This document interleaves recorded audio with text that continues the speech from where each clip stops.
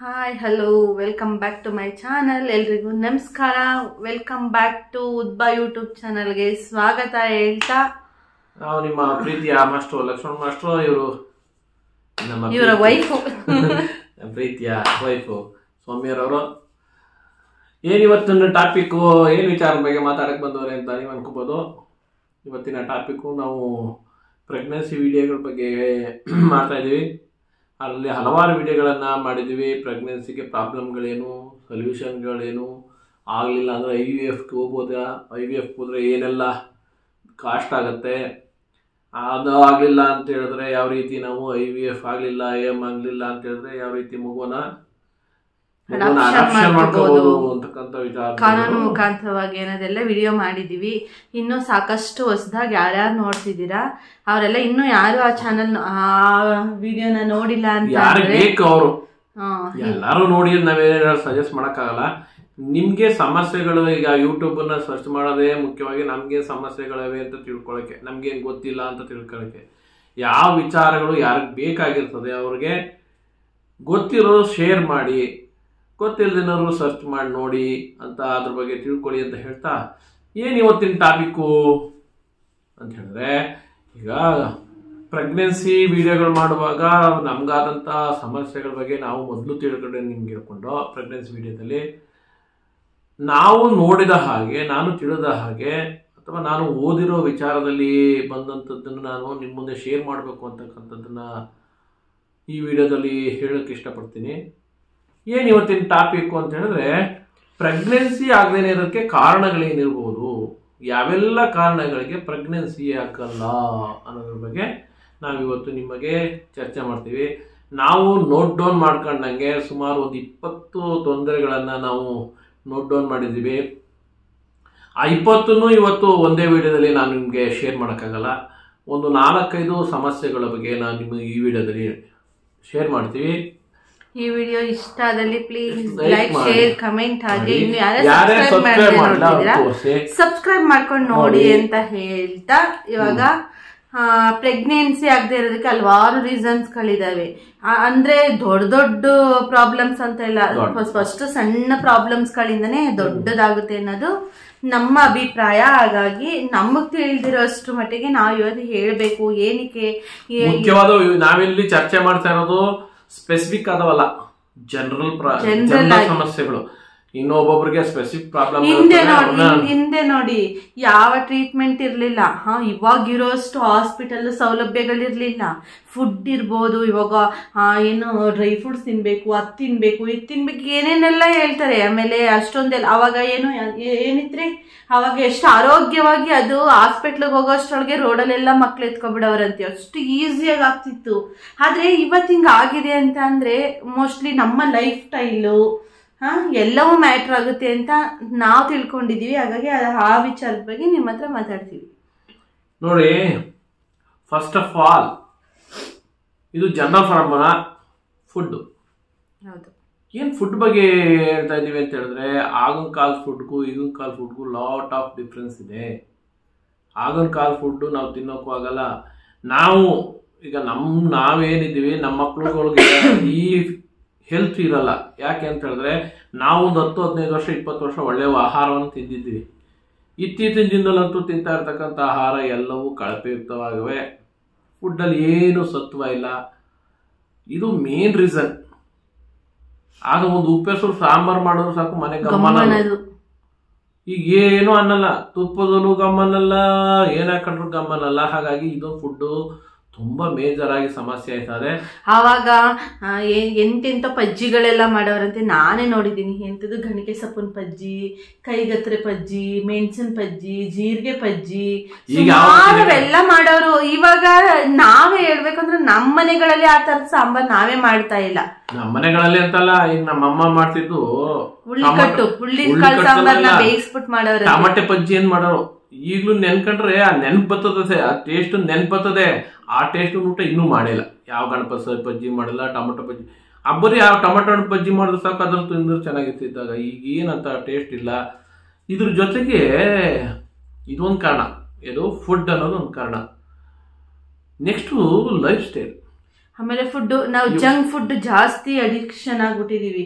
ಮನೆ ಊಟಕ್ಕಿಂತ ಹೊರಗಡೆ ಸ್ನ್ಯಾಕ್ಸ್, ಗೋಬಿ, ಪಾನಿಪುರಿ ಇದನ್ನೇ ಜಾಸ್ತಿ ತಿಂತಾ ಇದೀವಿ. ಆಯಿಲ್ ಫುಡ್ ನಮ್ಗೆ ಗೊತ್ತು ಅದು ಒಳ್ಳೇದಲ್ಲ, ಅದು ಆರೋಗ್ಯಕ್ಕೆ ಒಳ್ಳೇದಲ್ಲ, ಫ್ಯಾಟ್ ಆಗುತ್ತೆ, ಮತ್ತೆ ಈಗ ಆರೋಗ್ಯಕ್ಕೆ ತುಂಬಾ ಪರಿಣಾಮ ಬೀರುತ್ತೆ ಅಂತ ಗೊತ್ತು, ಆದ್ರೂ ತಿಂತೀವಿ. ನಾನೇ ತಿಂತೀನಿ,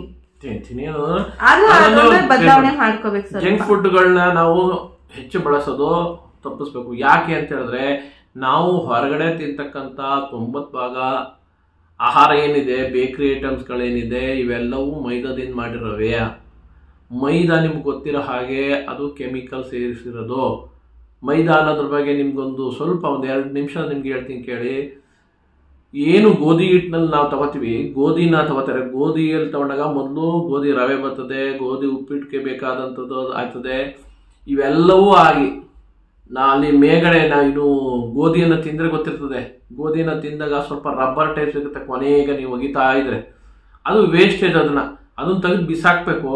ಬಟ್ ಅದನ್ನೆಲ್ಲ ತೆಗೆದು ಬಿಸಾಕನಾಗ ಅದನ್ನ ವೇಸ್ಟ್ ಅಂತ, ಯಾವಾಗ ಈ ರವೆ ಗಿವೆ ಎಲ್ಲನೂ ತಗೋತಾರಲ್ಲ, ಇವೆಲ್ಲವನ್ನು ತಗೊಂಡ್ಮೇಲೆ ಕೊನೆಗೆ ವೇಸ್ಟ್ ಅಂತ ಬಿಸಾಕ್ತಾರಲ್ಲ, ಆ ವೇಸ್ಟ್ ಅನ್ನು ತಗೊಂಡು ಅದಕ್ಕೆ ಕೆಮಿಕಲ್ ಅನ್ನ ಸೇರಿಸಿ ಮಾಡುವಂಥದ್ದೇ ಮೈದಾ.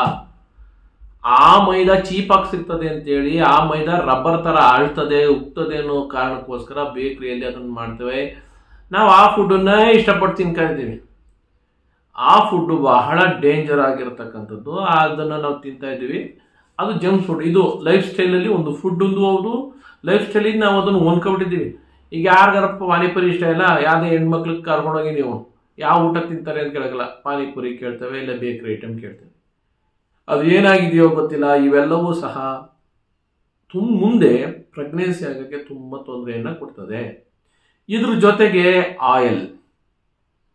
ಆಯಲ್ಲೇ ಮೇನ್ ರೀಸನ್ ಆಗಿರ್ತಕ್ಕಂಥದ್ದು. ಇವತ್ತು ಕಾಲದಲ್ಲಿ ನಾವು ಬಳಸ್ತಾ ಇರ್ತಕ್ಕಂಥ ಆಯಿಲು ತುಂಬ ಕೆಮಿಕಲ್ ಇರ್ತಕ್ಕಂಥದ್ದು. ಒಂದು ಸಿನಿಮಾನೇ ತೆಗೆದವ್ರೆ ನೀವು ನೋಡ್ಬೋದು, ಯಾರೋ ಯಜಮಾನ ಅಂತ. ಆ ಫಿಲಮಲ್ಲಿ ಹೇಳಿರ್ತಕ್ಕಂಥ ವಿಚಾರಗಳು ಬರೀ ಸಿನಿಮಾ ಅಂತ ನೋಡಬೇಡಿ, ಅದರಲ್ಲಿರೋ ವಿಚಾರಗಳು ಫ್ಯಾಕ್ಟು.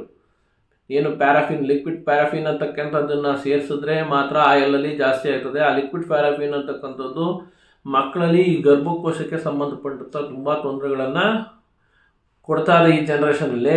ಹಿಂದೆ ಇದ್ದಿದ್ದು ನೀವು ನೋಡ್ತಿರಲ್ವ, ನಾವು ಚಿಕ್ಕ ವಯಸ್ಸಲ್ಲಿದ್ದಾಗ ನಮ್ಮನೇಲಿ ಮನೆಗೆ ಬಂದು ಮಾರೋರು ಹುಚ್ಚೆಳ್ಳೆಣ್ಣೆ ಅನ್ಕೊಂಡು ಹೋಗೋರು.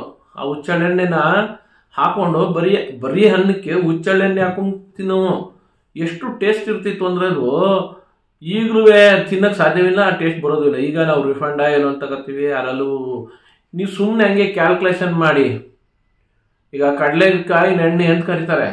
ಒಂದು ಕಡಲೆಕಾಯಿ 1 kg ಬೀಜಕ್ಕೆ 80 ರೂಪಾಯಿ. 1 ಲೀಟ್ರ್ ಎಣ್ಣೆ ತೆಗಿತೀನಿ ಅಂತ ಹೇಳಿದ್ರೆ ಮಿನಿಮಮ್ 3-4 kg ಬೀಜ ಬೇಕು. 3-4 kg ಬೀಜ ಅಂದರೆ ಲೆಕ್ಕ ಹಾಕಿ 8-3-24. ಆಮೇಲೆ ಅದನ್ನು ತೆಗಿಯೋಕ್ಕೆ, ಅದನ್ನು ರಿಫಂಡ್ ಮಾಡಿ ತಿರ್ಗಾ ತುಂಬಕ್ಕೆ ದುಡ್ಡು ಬೇಡವಂಗಾದ್ರೆ ಬರೀ ಕಡಲೆ ಬೀಜಕ್ಕೆ 240 ರೂಪಾಯಿ ಆಯಿತು. ಅದನ್ನು ತೆಗ್ದು ನಿಮ್ಮ ಮಾರ್ಕೆಟಿಗೆ ತಂದು ನಿಮಗೆ ಪ್ಯಾಕೆಟ್ ಮಾಡಿಕೊಡ್ತೀನಿ ಅಂದ್ರೆ ಒಂದು 20-30 ರೂಪಾಯಿ ಖರ್ಚಾಗಲ್ವಾ? 8-24 300 ರೂಪಾಯಿ ಆಗಬೇಕಪ್ಪ ಲೀಟ್ರು ಮಾರೋದು. ಈಗ ಸನ್ಫ್ಯೂರ್ ಆಯಿಲ್ ಇರ್ಬೋದು, ಯಾವ ಆಯಿಲ್ ನೀವು ರಿಫೈಂಡ್ ಆಯಿಲ್ ಯಾವ್ದೇ ತಗೊಂಡ್ರಪ್ಪ ಆಯ್ತಾ, ಫಾರ್ಚ್ಯೂನು, ಸನ್ಫ್ಯೂರ್, ಏನೇನೋ ಕಂಪ್ನಿಗಳು, ಇವೆಲ್ಲ ಕಂಪ್ನಿಗಳೆಲ್ಲವೂ ಸಹ ಎಷ್ಟಕ್ಕೆ ಮಾರ್ತಾವೆ ಹಾಗಾದ್ರೆ? 90 ರೂಪಾಯಿಗೆ ಮಾರ್ತವೆ, 100 ರೂಪಾಯಿಗೆ ಮಾರ್ತವೆ. 1 ಲೀಟರ್ ಎಣ್ಣೆನ ತೆಗಿಬೇಕು 200 ರೂಪಾಯಿ ಲಾಸ್ಟ್ ಮಾಡ್ಕೊಂಡು ಯಾರಾದ್ರೂ ಮಾಡ್ತಾರ ಅಂದ್ರೆ ಅದು ಕಲಬೆರಕೆನೇ ಆಗಿರ್ತದೆ. ಕಲಬೆರಕೆನೆ ಅಂತಲ್ಲ, ಅವ್ರವ್ರ ವ್ಯಾಪಾರ ಟೆಕ್ಟಿಕ್ಸ್ ಅವೇನಿರ್ತಾವ, ಏನ್ ಬೆರೆಸಿರ್ತಾರ ಅವೆಲ್ಲ ನಾವು ಅದನ್ನ ಓದ್ಕೊಂಡು ಬಿಟ್ಟಿದ್ವಿ. ನಮ್ಮನೇಲೂ ಬಳಸ್ತಾ ಇಲ್ವ ಈಗ ನಾವು. ಈಗ ಅನಿವಾರ್ಯ ಏನು ಬಳಸಕ್ಕಾಯ್ತಾ ಇಲ್ಲ, ಏನು ಸಿಗ್ತಾ ಇಲ್ಲ, ನಾವು ಬಳಸ್ಕೊತಾ ಇದೀವಿ. ಹಾಗಾಗಿ ಇವೇನಾಯ್ತಾ, ಇರ್ತಿಮಿತಿಯಾಗಿ ಬಳಸೋದ್ರು ಅಂದ್ರೆ ಬಳಸಲೇಬೇಕಲ್ಲ. ಹಂಗಾಗಿರೋದ್ರಿಂದ ಫುಡ್ ಸ್ಟೈಲಲ್ಲಿ, ಲೈಫ್ ಸ್ಟೈಲಲ್ಲಿ ಈ ಎಣ್ಣೆಗಳಿಂದ ಮತ್ತು ಏನು ನಾವು ಮೈದಾ ಅಂತ ಏನು ಬಳಸ್ತೀವಿ, ಇದು ಬಹಳ ಮುಖ್ಯವಾಗಿ ಡೇಂಜರ್ನ ಕೊಡ್ತಾ ಇರತಕ್ಕಂಥದ್ದು. ಇದನ್ನ ಅವಾಯ್ಡ್ ಮಾಡೋದು ಹೆಂಗೆ, ಅದಕ್ಕೆ ಪರಿಹಾರ ಏನು ಅನ್ನೋದನ್ನ ನಾನು ಚರ್ಚೆ ಮಾಡಬೇಕು, ನೀವು ತಿಳ್ಕೋಬೇಕು ಆಯ್ತಾ. ಇವತ್ತು ಸುಮಾರು ಕಡೆ ಆಲ್ರೆಡಿ ಬಂದಿದ್ದಾವೆ ಮಾಮೂಲಿ ಪ್ಯೂರಿಫಿಕೇಶನ್ ಆದಂಥ ಎಣ್ಣೆಗಳು ಸಿಗ್ತಾವೆ. ಬಟ್ ಅವು ಬೆಲೆ ಜಾಸ್ತಿ, 250-300-400 ರೂಪಾಯಿ. ಯಾಕೆಂದ್ರೆ ನೀವು ನೋಡಿದ್ರಲ್ಲ, 1 kg 4 kg ಕಡಲೆ ಬೀಜ ಎಣ್ಣೆ ಬರಬೇಕು ಅನ್ನೋದು ತೆಗ್ದು ಅವ್ರು ಮಾರ್ಬೇಕಾದ್ರೆ 300-400 ರೂಪಾಯಿ ಲೀಟ್ರ್ ಬೇಕೇ ಬೇಕು. ಹಾಗಾಗಿ ನಮಗೆ ಸಾಧ್ಯವಾದಷ್ಟು ನಾವೇನು ಮಾಡ್ತಾ ಇದ್ದೀವಿ ಅಂದರೆ ಎಣ್ಣೆ ಜಾಸ್ತಿ ಬಳಸ್ತಾ ಇದ್ದೀವಿ. ಎಣ್ಣೆ ಜಾಸ್ತಿ ಬಳಸೋಬೋದು, ಅದನ್ನು ಕಮ್ಮಿ ಮಾಡಿ ಆ ಥರದ 300-400 ರೂಪಾಯಿ ಲೀಟ್ರ್ ಒಂದು ತಗೊಂಡು ನಿಧಾನಕ್ಕೆ ಸ್ವಲ್ಪನೇ ಬಳಸಿದ್ರು ಸಾಕು ಅನ್ನೋದು ನಮ್ಮ ಸಲಹೆ.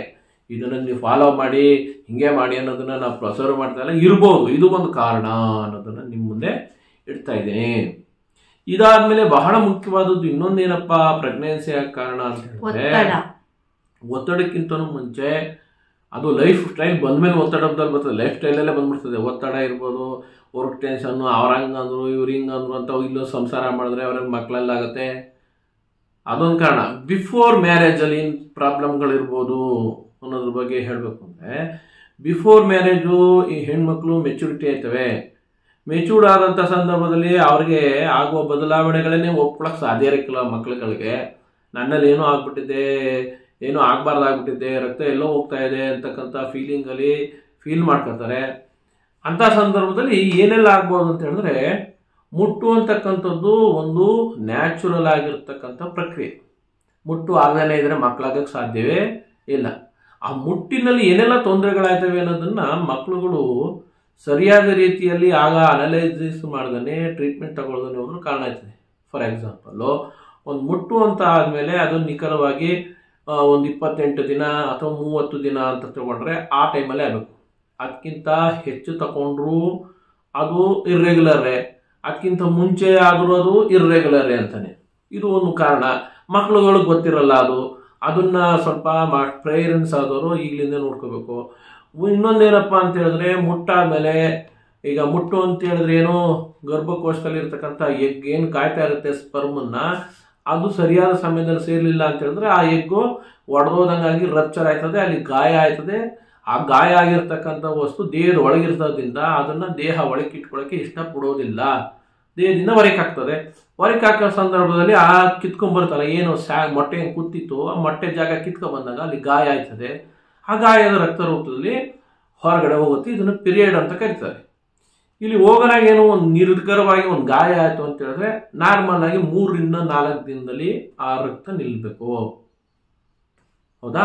ಹಾಗಾಗಿ ಇದಾದ್ರೆ 4 ದಿನ, ಅದು 3-4 ದಿನ ಆಯಿತು ಅಂತ ಹೇಳಿದ್ರೆ ಅದು ನಾರ್ಮಲ್ ಅಂತ.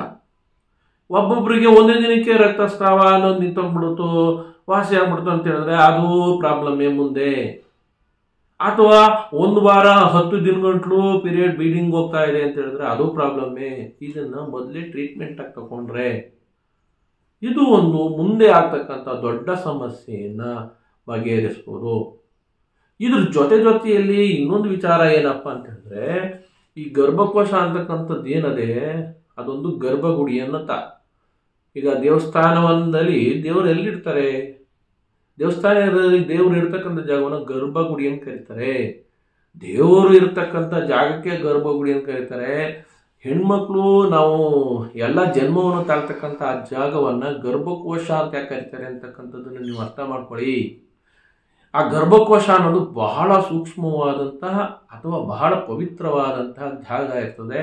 ಅದನ್ನು ನೀಟಾಗಿ ಇಟ್ಕೊಳ್ಳುವಂಥದ್ದು ಹೆಣ್ಮಕ್ಳಲ್ಲಿ ಬೆಳೆಸ್ಬೇಕು. ಪೇರೆಂಟ್ಸ್ ಆದವ್ರು ಇರ್ಬೋದು, ಡಾಕ್ಟರ್ ಇರ್ಬೋದು, ಅಥವಾ ಮಕ್ಕಳುಗಳು ಸಹ ಅದನ್ನು ಗಮನಿಸ್ಕೊಳ್ಳೋ ರೀತಿಯಲ್ಲಿ ಪೇರೆಂಟ್ಸು ಅವರಿಗೆ ಫ್ರೀಡಮನ್ನು ಅಥವಾ ಫ್ರೀಯಾಗಿ ಹೇಳ್ಕೊಳ್ಳುವಂಥದ್ದನ್ನು ಬೆಳೆಸ್ಬೇಕು. ಯಾಕೆಂದರೆ ಇತ್ತೀಚಿನ ದಿನಗಳಲ್ಲಿ ಸ್ವಲ್ಪ ಕಡಿಮೆ, ಹಿಂದಿನ ಕಾಲದಲ್ಲಿ ಅದು ಸಮಸ್ಯೆ ಸ್ವಲ್ಪ ಇತ್ತು. ಗರ್ಭಕೋಶದಲ್ಲಿ ಕ್ಯಾನ್ಸರ್ ಅಂತಕ್ಕಂಥದ್ದು ಆಯ್ತಿತ್ತು. ಅಂದರೆ ಗರ್ಭಕೋಶದಲ್ಲಿ ಕಂಠ ಅಂತಿರ್ತದೆ, ಅದು ಚೌರ್ಗೆ ಬಿಂಗೆ ಹಿಡಿತಾರೆ ಇರ್ತದಲ್ಲ, ಅಲ್ಲಿ ಕೊಳಕುಗಳು ಕೂತ್ಕೊಳ್ಳೋದ್ರ ಮೂಲಕ ಗರ್ಭಕೋಶದ ಕ್ಯಾನ್ಸರ್ ಆಯ್ತಿತ್ತು. ಅವು ಆಗ್ತಿತ್ತು ಅಂತ ಹೇಳಿದ್ರೆ ಎಲ್ಲಿ ಒಂದೇ ಥರ ಮಲಮೂತ್ರ ವಿಸರ್ಜನೆ ಮಾಡುವಾಗ ಇವರು ಓಪನ್ ಇರೋದ್ರಿಂದ ಅಲ್ಲಿ ಕ್ರಿಮಿಕೀಟಗಳೆಲ್ಲವೂ ಅಲ್ಲಿ ಹೋಗಿ ಗರ್ಭಕೋಶ ತೊಂದರೆ ಆಗ್ತಿತ್ತು. ಇತ್ತೀಚಿನ ದಿನಗಳು ಅದು ಕಮ್ಮಿ ಆಯ್ತಾನೆ. ಆದಾಗ್ಯೂ ಶೌಚಾಲಯಗಳನ್ನು ಬಳಸುವ ಸಂದರ್ಭದಲ್ಲಿ ನಮ್ಮದು ಬಳಸ್ಬೋದಿರ್ಬೋದು, ಅದು ಪ್ರೈವೇಟ್ ಆಗಿರ್ಬೋದು ಅಥವಾ ಪಬ್ಲಿಕ್ ಆಗಿರ್ಬೋದು, ಶೌಚಾಲಯಗಳನ್ನು ಬಳಸುವಂಥದ್ದನ್ನು ಹೆಣ್ಮಕ್ಳಿಗೆ ಕಳಿಸ್ಕೊಡ್ಬೇಕು. ಹೋಗೋಕ್ಕಿಂತ ಮುಂಚೆ ಸ್ವಚ್ಛ ಮಾಡ್ಬಿಟ್ಟು ಹೋಗ್ಬೇಕು. ನಮ್ಮನೆ ಹೆಂಗೆ ನಾವು ಸ್ವಚ್ಛ ಮಾಡ್ಕೊಂಡು ಹೋಗ್ತೀವೋ ಹಾಗೆ ಪಬ್ಲಿಕ್ಕಲ್ಲಿ ಹೋಗ್ತಾ ಇರ್ತೀವಿ ಅಂತ ಹೇಳಿದ್ರೆ, ಆಕ್ಚುಲಿ ಮನೆಗಳಲ್ಲಿ ಎಲ್ಲ ಕ್ಲೀನಾಗಿ ಮಡಿಕೋತಾರೆ ಅಂತಕ್ಕಂಥದ್ದು ಒಪ್ಕೊಳ್ಳೋ ವಿಚಾರ. ಆದರೆ ಪಬ್ಲಿಕ್ಕಲ್ಲಿ ಏನಾದ್ರು ಪಬ್ಲಿಕ್ ಟಾಯ್ಲೆಟನ್ನು ಬಳಸುವ ಸಂದರ್ಭದಲ್ಲಿ ಅವರು ಟೂರ್ಗೆ ಹೋಗ್ತಾರ, ಎಲ್ಲರೂ ಹೋಗುವ ಸಂದರ್ಭದಲ್ಲಿ ಪಬ್ಲಿಕ್ ಟಾಯ್ಲೆಟನ್ನು ಬಳಸುವ ಸಂದರ್ಭದಲ್ಲಿ ಮೊದಲು ಸ್ವಚ್ಛ ಆಗಿದೆಯಾ ಇಲ್ಲ ನೀರು ಹಾಕಿ ಅದನ್ನು ಸ್ವಚ್ಛ ಮಾಡಿ ನಂತರದಲ್ಲಿ ಟಾಯ್ಲೆಟ್ ಎಲ್ಲ ಹೋಗಿ ಎಲ್ಲ ಆದ್ಮೇಲೆ ಅದನ್ನ ನೀಟ್ ಮಾಡಿ ಬರುವಂತದ್ದು ಕಳಿಸ್ಬೇಕು. ನೆಕ್ಸ್ಟ್ ಒಳ್ಳೇದು ಅಂತಲ್ಲ ಇವ್ರಿಗೆ. ಈಗ ಆ ಮೂಮೆಂಟ್ ಅಲ್ಲಿ ಮಾಡ್ಕೊಂಡಂತ ಕೆಲವೊಂದು ತೊಂದರೆಗಳು ಲೈಫಲ್ಲಿ ಅದು ತೊಂದರೆ ಕೊಡ್ತವೆ. ನಾವು ಅನ್ಕೋದು ಹ್ಞೂ ಅಂತ. ಹಾಗಾಗಿ ಇದನ್ನು ಮಕ್ಕಳಲ್ಲಿ ಬೆಳೆಸೋದ್ರಿಂದ ಏನಾಯ್ತದೆ ಅಂತ ಹೇಳಿದ್ರೆ ಗರ್ಭಕೋಶಕ್ಕೆ ಯಾವುದೇ ರೀತಿಯಾದ ತೊಂದರೆ ಬರೋಲ್ಲ. ಗರ್ಭಕೋಶಕ್ಕೆ ತೊಂದರೆ ಬರ್ತದೆ ಮುಂದೆ ಆಯ್ತದೆ. ಈ ಗರ್ಭಕೋಶಕ್ಕೆ ಏನಾದ್ರು ತೊಂದರೆ ಆಯಿತು ಅಂತಕ್ಕಂಥದ್ದನ್ನು ಅದೂ ಸಹ ಹೇಳ್ತಾ ಇರುತ್ತೆ ನಿಮಗೆ. ಅದು ಬ್ಲೀಡಿಂಗಲ್ಲಿ ಜಾಸ್ತಿ ಆಗೋದು ಕಮ್ಮಿ ಆಗೋದು ಇದು ಕಾರಣ ಇರ್ಬೋದು, ಅಥವಾ ವೈಟ್ ಬ್ಲೀಡಿಂಗ್ ಆಗೋದಿರ್ಬೋದು. ಇವೆಲ್ಲವೂ ಸಹ ಆರೋಗ್ಯಕರವಾಗಿಲ್ಲ ಅಂತಕ್ಕಂಥ ಸಿಂಪ್ಟಮ್ಸನ್ನು ತೋರಿಸ್ತಾ ಇರ್ತದೆ. ಇವೆಲ್ಲವೂ ಈ ಕಾರಣಗಳಿಂದ ಬರ್ತವೆ. ಇವನ್ನ ಮಕ್ಕಳಲ್ಲಾಗಿರ್ಬೋದು ಅಥವಾ ಬಿಫೋರ್ ಮ್ಯಾರೇಜು ಹೆಣ್ಮಕ್ಳಲ್ಲಿ ಅಥವಾ ಆಫ್ಟರ್ ಮ್ಯಾರೇಜು ಹೆಣ್ಮಕ್ಳಲ್ಲೂ ಸಹ ಇದನ್ನು ಬೆಳೆಸ್ಬೇಕು. ಯಾಕೆ ಅಂತ ಹೇಳಿದ್ರೆ ನಾವು ನಮ್ಮ ಮಿಸ್ಸಸ್ ಎಲ್ಲ ಪಬ್ಲಿಕ್ ಟಾಯ್ಲೆಟ್ಗೆ ಹೋದಾಗ ಬಂದಾಗ ಗೊತ್ತಾಗುತ್ತೆ ಅವೆಲ್ಲ ಅಲ್ಲಿರ್ತಕ್ಕಂಥ ಪರಿಸ್ಥಿತಿಗಳೆಲ್ಲ ಹೆಂಗಿರ್ತವೆ ಅಂತ. ಹೆಚ್ಚಾಗಿ ಬಳಸ್ತಾಗೆ ನೀವೇ ನೋಡಿಬೇಕಾದ್ರೆ ನಿಮಗೆ ಇನ್ಫೆಕ್ಷನ್ ಆಗುತ್ತೆ, ಯೂರಿನ್ ಇನ್ಫೆಕ್ಷನ್ ಖಂಡಿತ ಆಗ್ತದೆ. ಯೂರಿನ್ ಬಳಸೋದೇ ಇಲ್ಲ. ಇವು ಆವಾಗಲೇ ನಾವು ಗಮನಿಸ್ಲಿಲ್ಲ ಅಂತ ಹೇಳಿದ್ರೆ ಈ ಪೀರಿಯಡ್ ಸರಿಯಾಗಿಲ್ಲ, ಯೂರಿನ್ ಇನ್ಫೆಕ್ಷನ್ ಪದೇ ಆಯ್ತಾ ಇದೆ ಅಂತ ಹೇಳಿದ್ರೆ ಇವನ್ನ ನಾವು ಖಂಡಿತವಾಗಿಯೂ ಮೊದಲೇ ಟ್ರೀಟ್ಮೆಂಟ್ ತಗೊಂಡ್ರೆ ಮುಂದೆ ಗರ್ಭವತಿ ಆಗುವಂಥ ಸಂದರ್ಭದಲ್ಲಿ ದೊಡ್ಡ ಸಮಸ್ಯೆಯಿಂದ ಬಚಾವಾಗುವ ಸಾಧ್ಯತೆ ಇದೆ.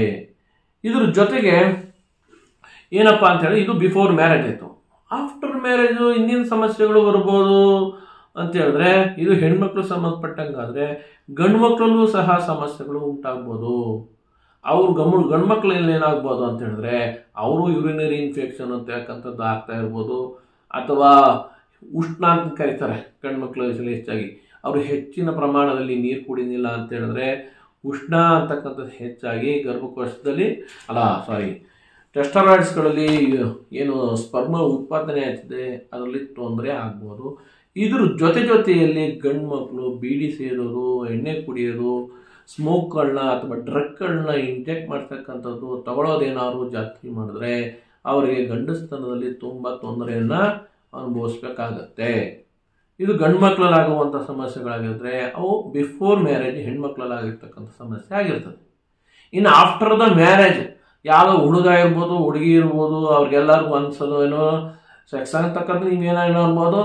ಅದು ಪ್ರಕೃತಿ ದತ್ತವಾಗಿರ್ತಕ್ಕಂಥ ಒಂದು ಪ್ರಕ್ರಿಯೆ. ಪ್ರಕೃತಿಯಲ್ಲಿ ಯಾವುದೇ ಜೀವಿ ತನ್ನಂತೆ ಜೀವಿಯನ್ನು ಮತ್ತೆ ಸೃಷ್ಟಿ ಮಾಡಬೇಕು ಅಂತಕ್ಕಂಥ ಒಂದು ಸನ್ನಿವೇಶ ಏರ್ಪಟ್ಟಾಗ ಇವು ಸರ್ವೇ ಸಾಮಾನ್ಯವಾದ ಪ್ರಕ್ರಿಯೆ ಅನ್ನೋದನ್ನು ನಾವು ಅರ್ಥ ಮಾಡ್ಕೊಂಡಾಗ ಮಾತ್ರ ಇದ್ರ ಬಗ್ಗೆ ಗೊತ್ತಾಗ್ತದೆ.